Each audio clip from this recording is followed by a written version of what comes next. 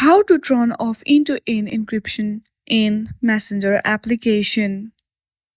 For that, first of all, open your Messenger application and make sure that you have logged into your account.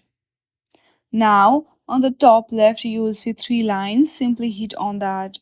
From there, select the setting gear icon and scroll down. Now, tap on privacy and security.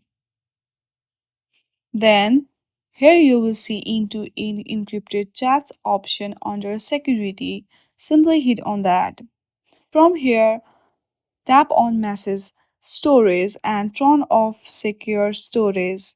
Hit on that option which is on the bottom of your page. Once you do that, you have successfully turned off your end-to-end encryption in Messenger application.